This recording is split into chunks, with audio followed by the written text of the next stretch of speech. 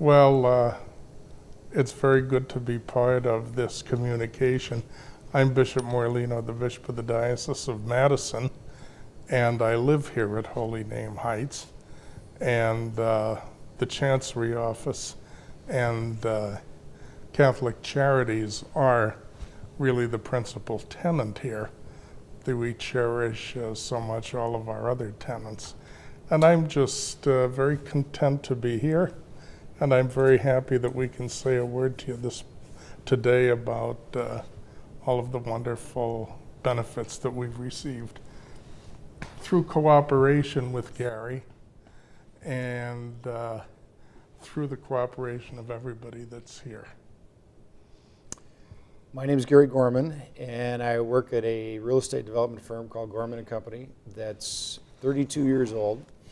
And we describe ourselves as a vertically integrated development firm, which essentially means we act as developer, architect, general contractor, and property manager. And what we like to do is also refer to ourselves as a community developer, which essentially means that we partner with organizations, whether those are cities or organizations such as the Diocese of Madison, to accomplish goals that are mutually beneficial for those organizations. And I am immensely honored to have been in this partnership with Bishop Morlino, with Catholic Charities, and the rest of the folks from the diocese. And I'm very proud of the results of what's occurred here at the Bishop O'Connor Center. Well, you should be proud. And I want to say that we're also, what did you call it, vertically integrated? Yes, sir. Because we're interested in heaven. So we're both Me too. Can you help me with that? We're both vertically integrated. Well, I would just say, first of all, that I don't think this could have happened without Gary and without Gorman. I just, so many things had to be taken for granted. All very good things. And it was quite possible because there was immediate, I mean, we know Gary well, and I trust him completely.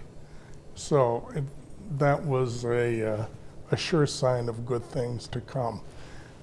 What I was most concerned about myself all along was the fact that there have always been two geographical centers of gravity, if you would, for the diocese: the Cathedral Church and this Bishop O'Connor Center now, Holy Name Heights. We lost the cathedral to a fire, and hopefully 10 years from now, there'll be a cathedral there where the other one was, hopefully. But to be without both of our geographical centers of gravity, and there was a real danger that because of operating overages again and again and again, that we might have to sell this building. And I really wanted to avoid that if at all possible. And I prayed hard for that, and working with Gary really was an answer to a prayer, because we found out not only could we manage to go on, but we could manage to go on with practically the best possible circumstances that were available out there for us. I mean, there were many other kinds of arrangements that could have been made. But our trust in Gary and his very hard work, especially with all sorts of civil legal issues that I don't fully understand. But that work is what really made this possible in the most real order. But of course, in the end, I got to give God the credit, because he made it happen many times that we were at the right place at the right time. Thank you. The history of this partnership for me goes back 20 years, in that we were initially introduced to Catholic Charities in Monona, where their offices previously were, because one of our regional managers, Jim Bussey, was on the parish council at Immaculate Heart Church in Monona. And there was a discussion that started with Brian Kane, the former executive director of Catholic Charities, and our firm about doing an affordable housing project together. That launched a partnership with Catholic Charities, which resulted in Fitchburg Springs Apartments, opened in 1996, Quisling Terrace Apartments in Madison that opened in 2000, and Portage Commons that opened in 2002. And through my connection with Catholic Charities, Brian Kane asked me to be on the board of directors of Catholic Charities. I did serve in that capacity for 6 years. The last year as chair of the board of Catholic Charities. As my term as chair was about to expire, Brian Kane called me and asked if I would meet with he and Kevin Phelan, the former chancellor of the diocese. And Brian and Kevin came out to my office, and I really wasn't even sure what the topic was. And they wanted to talk about this building, the Bishop O'Connor Center, and they showed me studies that had been done, and I think there were 3 studies done, and the ultimate result of the last study was the property ought to be sold. And Kevin, who's profoundly direct, is that fair to say? Absolutely. Said, all right, you're supposed to know something about real estate. What do you think we should do? And I said it was a lesson that I learned in terms of the philosophy of the church when we first started working with Catholic Charities, that the church took a very long-term view, which makes sense. And I said, if the long-term view of the diocese is to keep this property, let's talk about how we could structure that. And I said that the land is not the problem. It's the condition of the building that's the problem. The underutilization, the physical condition, the need for upgraded mechanical systems and so on. That's the challenge.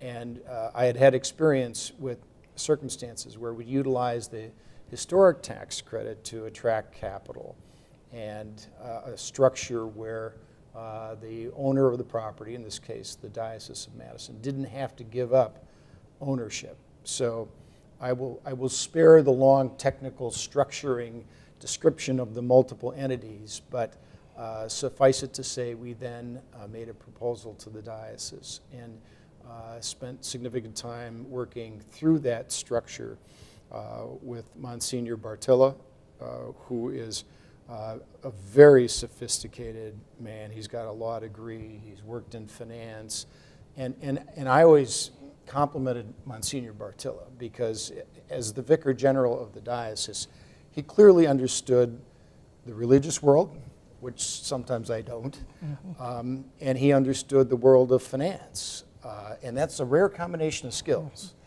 And so he was very helpful, as well as, I'll never forget a conversation with Kevin Phelan, where we were talking through some of the complexity, and Phelan stops and he looks at me, he says, Gorman, you need to understand, your soul is at risk on this deal. I said, oh, Kevin, I never really thought of it that way before. So that's sort of the background. Well, I would say we were never at cross purposes. So it was a challenging journey in terms of what is possible in the reality of property, business, and finance, given our hopes. But as we moved forward, we got closer and closer. We'd kind of given up on what we would have considered the ideal solution, which is what we have right now. We'd kind of given up on that, and we were looking at other possibilities to approximate it as much as possible, but we were far short of the ideal. And then in the final study period, as Gary was preparing to make a proposal for us, he discovered that the ideal would be the most realistic. And that's where God's grace entered the arena. That's really well put. From my perspective, when I looked at this building initially, I thought a very strong religious presence will narrow the market. and so we'd have trouble attracting capital. And so my initial reaction was that the bishop's offices were going to have to leave, the Catholic Herald would have to leave. It was going to be essentially all apartments. And I remember telling Kevin Phelan that conclusion, and he looked at me and he said, "You tell the bishop that."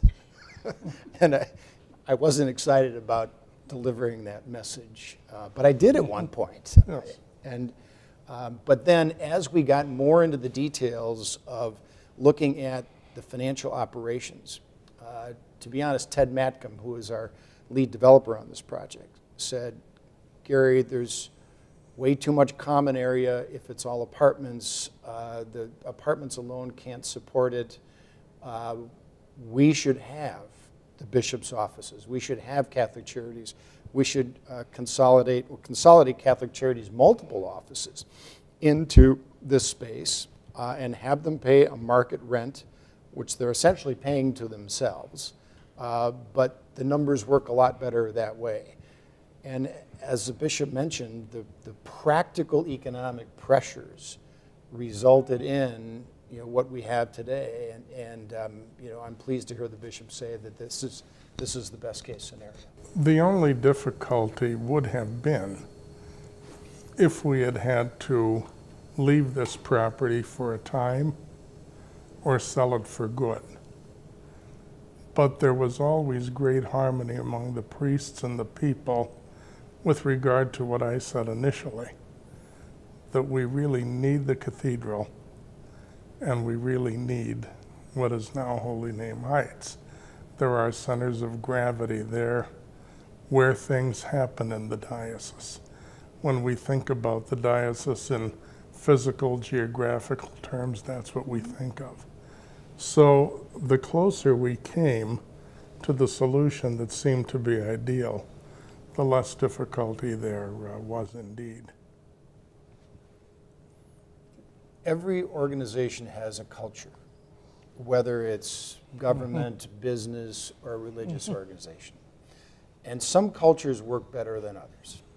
And I have to say that the culture that Bishop Morlino has created here in the Diocese of Madison was very well suited to accomplishing what's been done here at the Bishop O'Connor Center.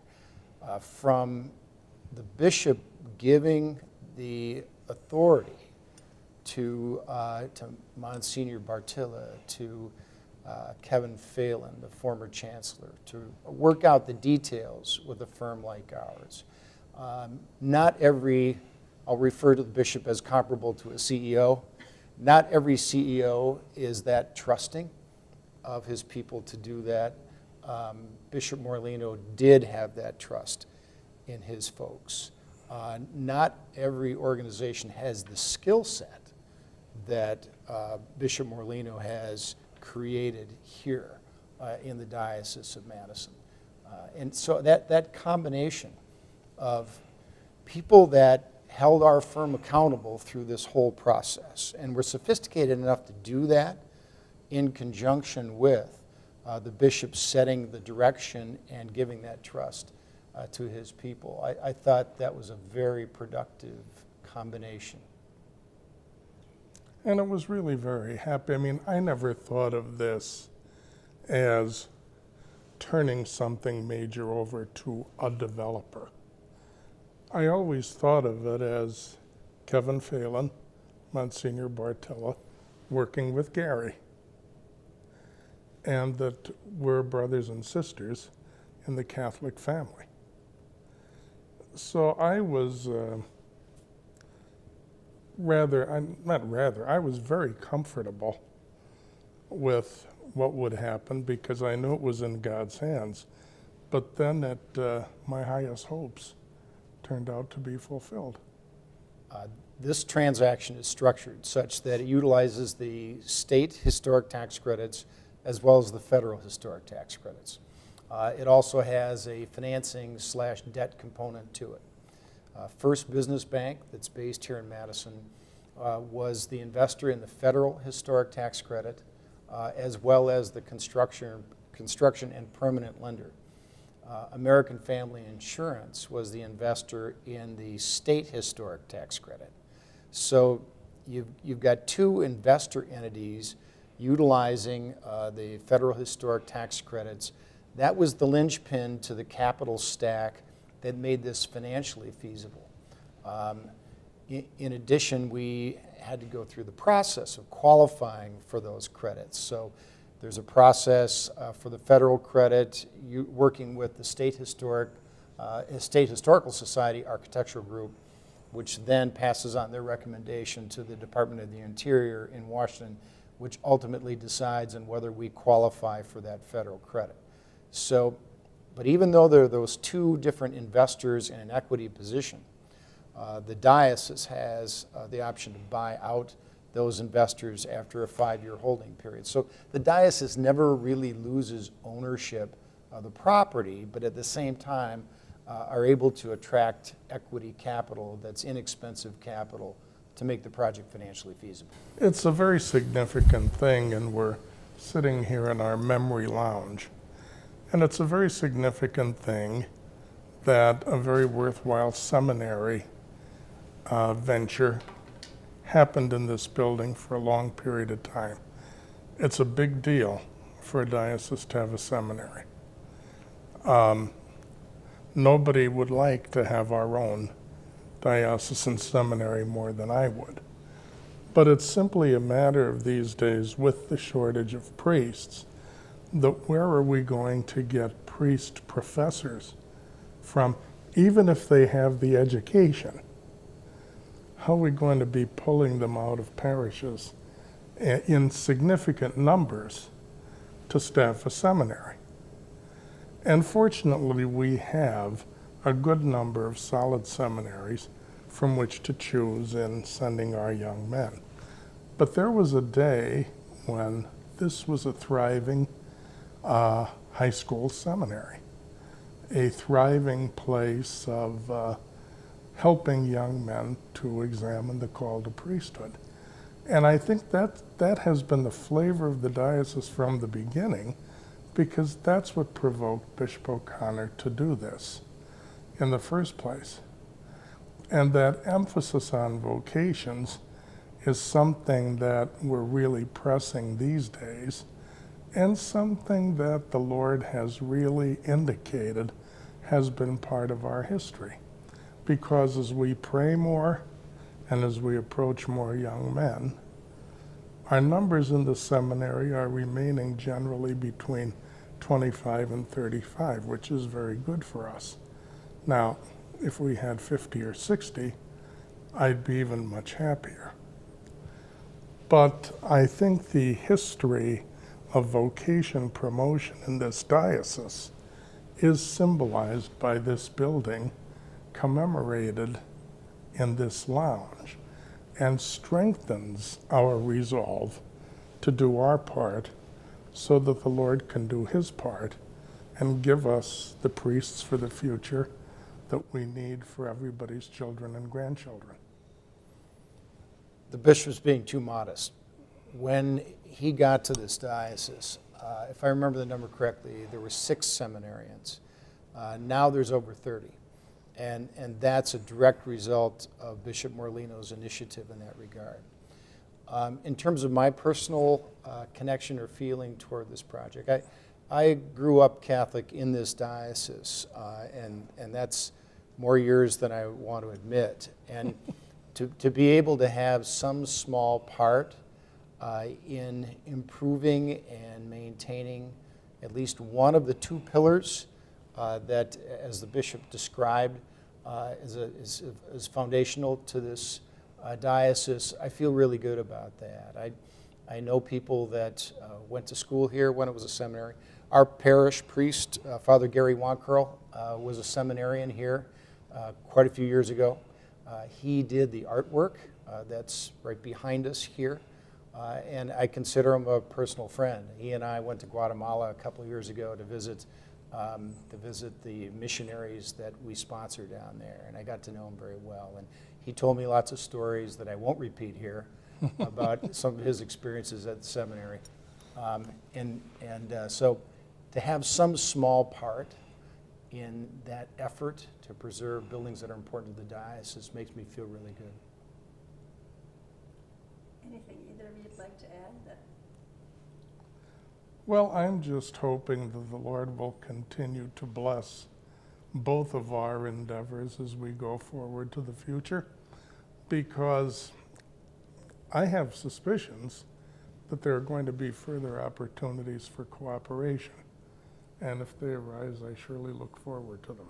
I do as well. And I want to express my thanks to the bishop for trusting our firm to be a good partner. Without that trust, without his direction, this project wouldn't have happened. So thank you very much. God love you. Thank you. This is great.